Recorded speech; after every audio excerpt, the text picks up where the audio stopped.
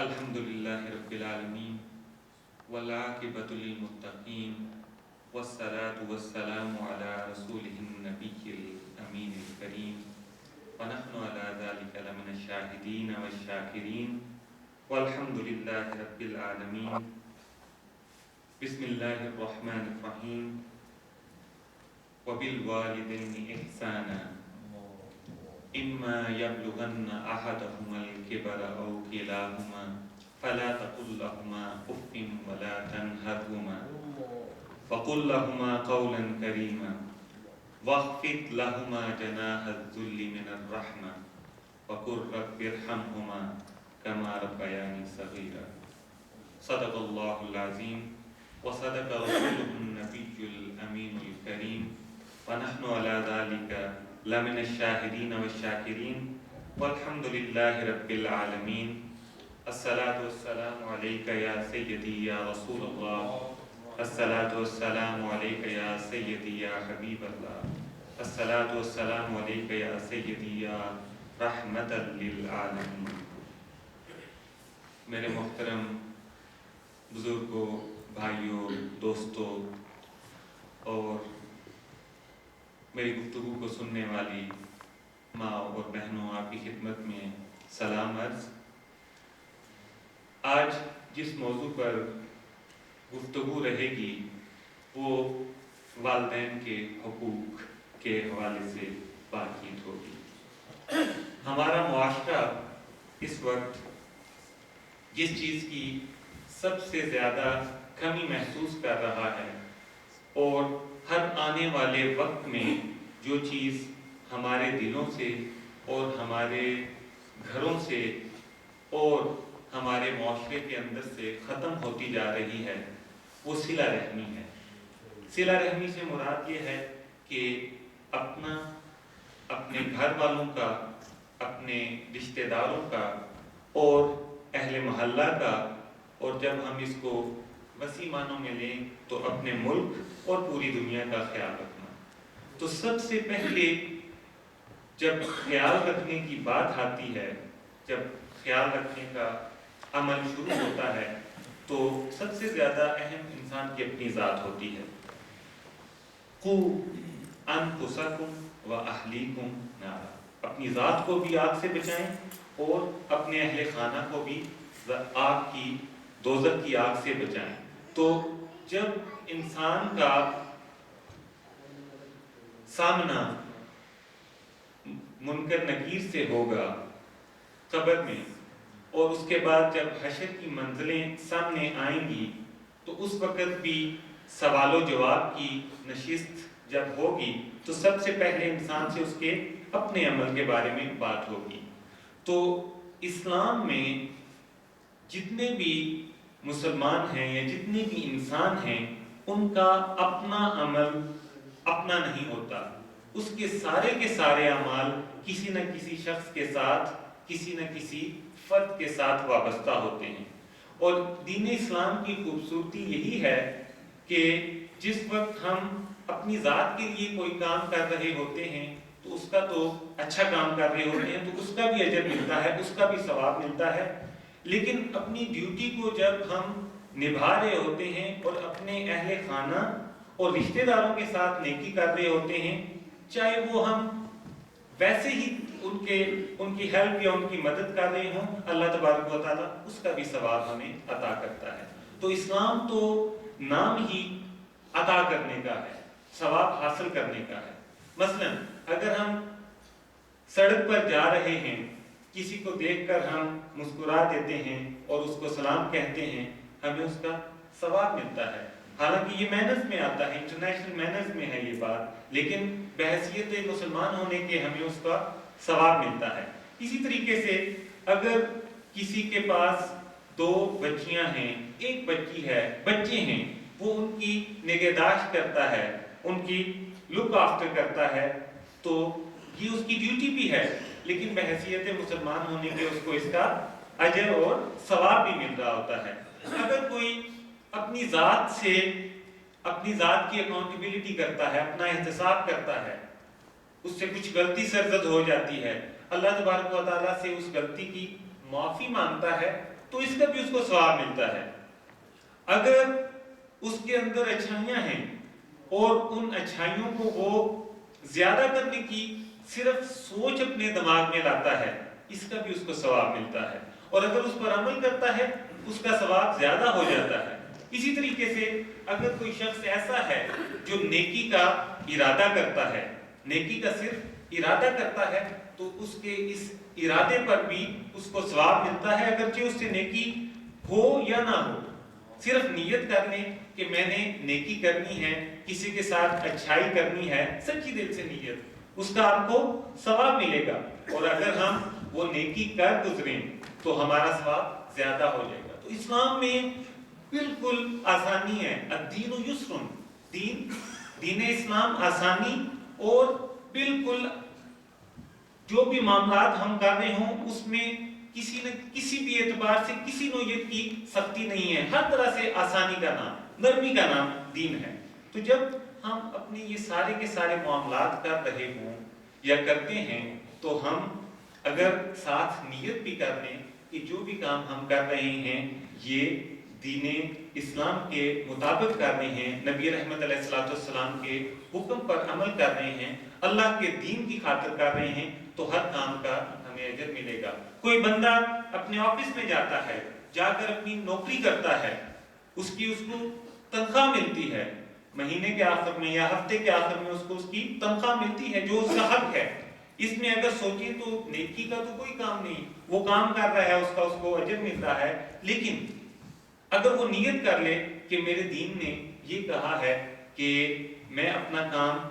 حسن و خوبی کے ساتھ اچھے طریقے سے کروں گا، صرف نیت کر لے، تو جتنا وہ کام کر رہا ہوگا اس کو اس کا ثواب مل جائے گا۔ تو دین تو اتنا آسان ہے، ہمارے معاملات بحیثیت مسلمان ہونے کے اتنے آسان ہیں کہ گھر کے اندر، گھر کے باہر، کام کاج کرتے وقت، رات کو سوتے وقت اگر یہ نیت کر لیں کہ یا اللہ مجھے آفتوں سے، رات کی آفتوں سے بچا، آپ کو اس کا بھی ثواب مل جائے گا۔ اگر صبح اٹھ کے کوئی انسان یہ دعا کر لیتا ہے، اپنے دل میں نیت کر لیتا ہے کہ میرا دن نیکی پر، اچھائی کے ساتھ اچھے انداز میں گزرے، اور ساتھ اپنے ساتھ یہ وعدہ کر لیتا ہے کہ میں کسی کے ساتھ کوئی زیادتی نہیں کروں گا، ساتھ ہی اپنے ساتھ یہ وعدہ بھی کر لیتا ہے یا یہ سوچ اپنے اندر لے آتا ہے کہ میری ذات سے کسی کا دل نہیں دکھے گا، یا کوئی ایسی بات نہیں کروں گا جس سے کسی کو تکلیف پہنچے، تو اس عمل کا بھی اس کو ثواب ملے گا۔ تو بات یہ ہے کہ ثواب کمانے کے، نیکیاں کرنے کے بہت سارے راستے ہیں، بہت ساری چیزیں ہیں، صرف نیت اچھی ہو اور اس کے موافق عمل ہو۔ تو آج کا جو موضوع تھا، جو میں نے آیت تلاوت کی، یہ تھی والدین کے ساتھ نیکی کرنا۔ آج کے معاشرے میں ہمارے ساتھ جو کام ہو رہا ہے وہ یہ ہو رہا ہے کہ دن بدن دوریاں بڑھتی جا رہی ہیں، ہم اپنے دین سے دور ہوتے جا رہے ہیں، اور اس کی ایک وجہ یہ ہے کہ ہمارا جو فیملی سٹرکچر ہے، جو ہمارا گھر کے اندر کا ماحول ہے، اس میں ہم اپنے آپ کو ایک دوسرے سے دور کرتے جا رہے ہیں، ایک دوسرے سے مل بیٹھنے کا اور ایک دوسرے کے قریب رہنے کا وقت کم ہوتا جا رہا ہے۔ تو اللہ تبارک و تعالیٰ نے قرآن مجید میں واضح انداز میں فرما دیا کہ جس وقت انسان نیکی کا آغاز کرے تو سب سے پہلے اس کے سامنے کون ہوں، مد نظر کون ہوں؟ والدین۔ وَبِالْوَالِدَيْنِ إِحْسَانًا، اپنے والدین کے ساتھ نیکی کرو، حسن سلوک کرو۔ لفظ احسان کا مطلب بظاہر تو یہ لگتا ہے کہ کسی کے ساتھ ایسا کام کرنا جس کی ضرورت نہ ہو، لیکن اگر ہم اس کی روٹس میں جائیں تو اس کی جو روٹس بنتی ہیں، اس کا مصدر بنتا ہے، وہ لفظ حسن ہے۔ حسن کا مطلب ہوتا ہے خوبصورتی، بیوٹی۔ تو پیرنٹس کے ساتھ، جو اپنے والدین کے ساتھ ہمارا معاملہ ہونا چاہیے، وہ حسن کا معاملہ ہونا چاہیے، خوبصورتی کا معاملہ۔ اس کا مطلب یہ ہے کہ ہر عمل میں، ہر اعتبار سے جب ہم اپنے والدین کو دیکھیں تو خوبصورت نظروں سے دیکھیں، جب ہم ان کے ساتھ ان کے ساتھ بیٹھ کے بات کریں تو ہماری باتوں میں خوبصورتی ہو، جب ہم ان کے ساتھ کوئی سفر کر رہے ہوں تو ان کا اس طریقے سے خیال رکھیں کہ ان کو کوئی بھی ذرا بھی تکلیف نہ ہو، اگر ان کو کوئی ضرورت ہو تو سب سے پہلے ان کی ضرورت کو پورا کرنے کی کوشش کریں. تو یہ جو چیز ہے اگر ہم ان چیزوں کو مد نظر رکھیں تو ہمارا معاملہ اپنے والدین کے ساتھ خوبصورتی کا ہوگا. تو آیت کا اگلا حصہ ہے اما یبلغن احدهما الکبر او کلاہما، اگر دونوں میں سے ایک بزرگی کی حالت میں پہنچ جائیں، بڑے ہو جائیں، او کلاہما یا دونوں بڑے ہو جائیں، فلا تقل لهما اف ولا تنهرهما، تو ان کو لفظ اف بھی نہ کہیں. یہ اف کیا ہے؟ عربی زبان کا یہ لفظ ایسا لفظ ہے جس میں یہ چیز آتی ہے کہ اگر آپ کے والدین آپ کو یہ کہیں کہ جاؤ اور میرے لیے پانی کا ایک گلاس لے کے آؤ، یا یہ کہیں کہ جاؤ اور بازار سے میرے لیے کوئی چیز لے کر آؤ، اور ہم مصروف ہوں، اپنا کوئی کام کر رہے ہوں اور ان کی طرف توجہ نہ کریں، یا ہم ان کو ذرا سارا اپنے ماتھے پہ تیوری چڑھا کر دیکھیں، ذرا سارا سخت نظروں سے دیکھیں، تو یہ بھی اف میں آ جاتا ہے. تو اللہ تبارک و تعالیٰ فرما رہے ہیں کہ والدین جب بزرگ ہو جائیں تو آپ کو اتنی چیز کی بھی اجازت نہیں ہے، اتنی بات کی بھی اجازت نہیں ہے کہ آپ اف کریں. یعنی اشارے میں بھی اجازت نہیں ہے کہ آپ اشارتاً کوئی ایسی بات کریں یا کوئی ایسا عمل کریں جس کی وجہ سے والدین برا فیل کریں، اور لفظوں میں بھی کوئی ایسی بات یا ایسا عمل نہ کریں جس کی وجہ سے والدین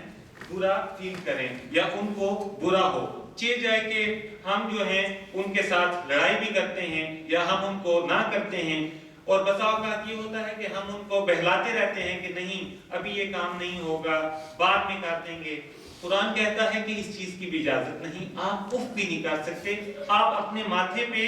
بل بھی نہیں لا سکتے، آپ ان کو کسی اعتبار سے نہ نہیں کہہ سکتے.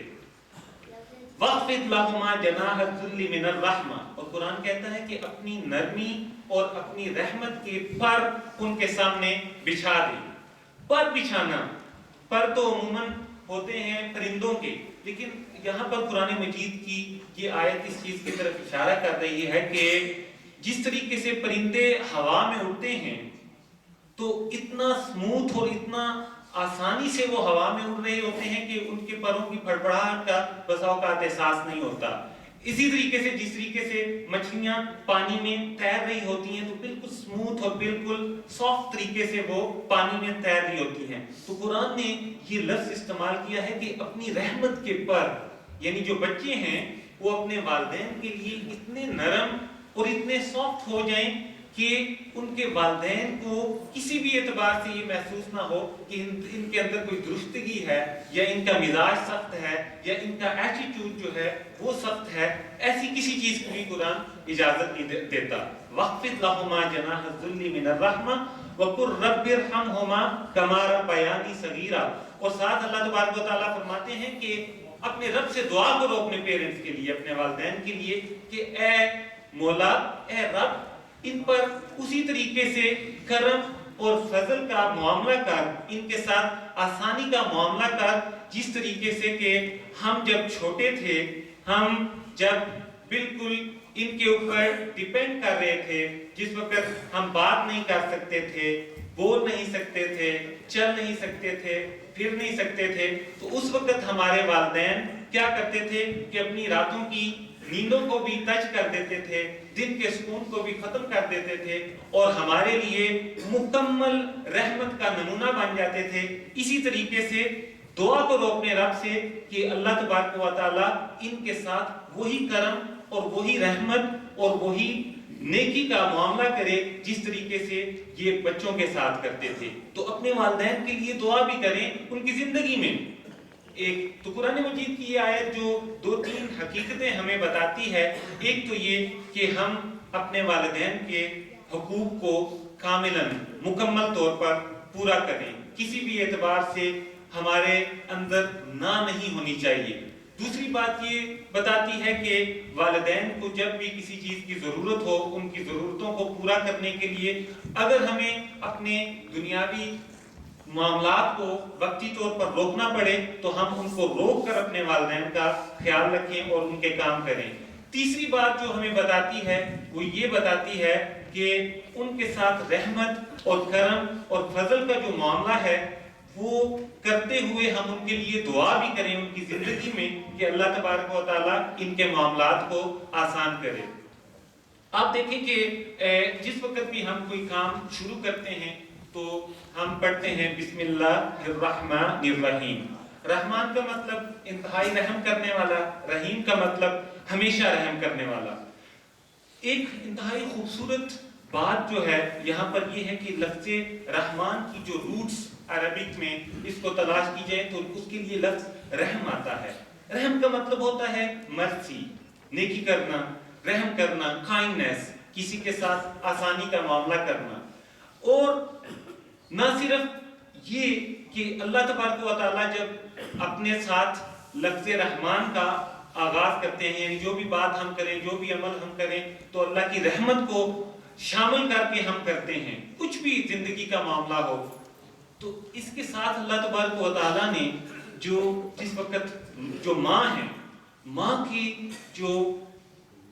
पैदाइश का अमल जब शुरू होता है बच्चे के लिए, तो जहाँ पर बच्चा जिंदगी के इब्तदाई सांसें लेता है या जहाँ पर उसकी माँ के पेट के अंदर सुकूनत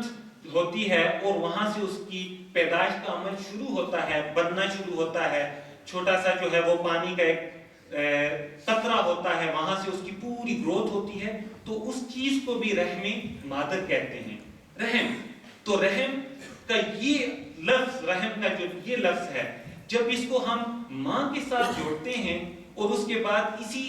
रहम से अल्लाह तबारक व तआला ने अपने लिए जो दो सिफात मुंतखब की और हर मुसलमान को कहा कि इन दो सिफात के साथ ही अपना कोई भी काम आगाज करें, रहमान और रहीम। जब इसके ताल्लुक को समझने की कोशिश करें तो हमें माँ के रुतबे की समझ आती है कि बच्चा जिस वक्त पैदाइश का अमल उसका शुरू होता है, माँ के पेट में होता है, तो वो जगह जहाँ पर वो रह रहा होता है वहां पर उसको रहमत की, करम की जरूरत होती है। तो माँ उसको जिस तरीके से एक पौधे को हम सींच के बड़ा करते हैं और उसका ख्याल रखते हैं, इसी तरीके से अपने उस बच्चे को जो भी इस दुनिया में भी नहीं आया होता, जो भी पैदा भी नहीं हुआ होता, उसकी माँ जो है अपने अंदर अपने जिस्म का खून, अपनी जिस्म की ग़िज़ा देकर उसको बड़ा करती है। आहिस्ता आहिस्ता 9 महीनों के अंदर अंदर उसको अपने अंदर सींचती है, उसको एक इंसान बनाती है और उसके बाद उसकी विलादत होती है। तो अल्लाह तबारक व तआला ने इसीलिए इसके साथ रहम का लफ्ज़ इस्तेमाल किया है कि जिस तरीके से मेरी रहमत पूरी कायनात को शामिल है, एक माँ की रहमत अपने बच्चों को इसी तरीके से शामिल है। तो जिस वक्त तुम अपने वालिदैन के साथ नेकी और अच्छाई का मामला कर रहे होते हो तो हकीकत में तुम अपने रब का शुक्र अदा कर रहे होते हो, अपना रब के करम और उसकी रहमत को तुम आवाज दे रहे होते हो। और ये अमल माँ के साथ रहमत का या अपने वालिद के साथ रहमत का ये अमल ऐसा है जो हमेशा जारी और सारी रहना चाहिए। एक दफा एक सहाबी नबी रहमत अलैहि सलाम के पास हाजिर हुए और आके अर्ज की कि या रसूलुल्लाह सल्लल्लाहु अलैहि वसल्लम, मेरा वालिद बूढ़ा हो गया है और उसको कुछ समझ नहीं आती। वो क्या करता है कि जब किसी चीज की उसको जरूरत होती है मेरे घर में आता है और मुझसे पूछे बगैर वो चीज लेके चला जाता है। नबी रहमत अलैहिस्सलाम ने उसकी ये बात सुनी। बात सुनते ही आपके अंदर रिक्कत तारी हो गई और आपने उसको फरमाया, अंता व मालुका ले अबीक, अंता व मालुका ले अबीक, अंता व मालुका ले अबीक, कि तू मुझसे ये कह रहा है कि तुम्हारा वालिद जो बूढ़ा हो गया है वो आता है और तुम्हारे माल में से या तुम्हारी घर में से कुछ चीजें ले लेता है, तो आओ मैं तुम्हें सच बताता हूँ, हकीकत ये है कि तेरी जात और तेरा माल है ही तेरे बाप का, तेरी जात और तेरा माल तेरे बाप का ही है। اسی نے تمہیں دیا ہے اور اس کو کوئی ضرورت نہیں ہے کہ تم سے اس چیز کی اجازت لے۔ تو آج کے جو معاشرے ہیں اس میں ہم دیکھتے ہیں کہ خاص طور پر اگر انگلینڈ کی بات کی جائے تو یہاں پر جو ہے NHS بہت زیادہ اخراجات کر رہا ہے پیرنٹس یا ایلڈرز کے حوالے سے اور ان کی کیئر کے حوالے سے۔ لیکن اگر ہم سمپلی یہ دیکھیں کہ دین اسلام اس بارے میں کیا کہتا ہے، ہمارا دین کتنی خوبصورتی سے والدین کے حقوق کے بارے میں بات کرتا ہے، تو یقین جانیے کہ بغیر خرچہ کیے، بغیر 1 روپے کا خرچہ کیے، یہ بچوں کی ذمہ داری بنتی ہے کہ اپنے والدین کے حقوق کا خیال کریں، ان کا خیال رکھیں، اور اس میں کوئی خرچے کرنے کی ضرورت نہیں۔ تو جس وقت ہم دین کی ان چیزوں کو دیکھیں تو ہمیں اپنے دین پر فخر ہوتا ہے۔ اللہ تبارک و تعالیٰ سے دعا ہے کہ ہم اپنے والدین کے حقوق کو سمجھیں اور اس کے مطابق زندگی گزارنے کی کوشش کریں، کیونکہ بڑے ہو کے بعد میں ہم سب نے بھی والدین بننا ہے، اور یہ وراثت جو ہے اپنے پیرنٹس کے ساتھ رحمت کی، شفقت کی، کرم نوازی کی، یہ وراثت اپنے بچوں میں بھی منتقل کریں تاکہ وہ بھی اسی نہج پر جو دین اسلام نے ہمیں بتائی ہے عمل کریں، اور ہمارے فیملیز، ہمارے خاندان جو ہیں اس عمل میں مضبوطی سے ایک دوسرے سے جڑے رہیں۔ وما علینا الا البلاغ۔ آپ سنتیں ادا کریں۔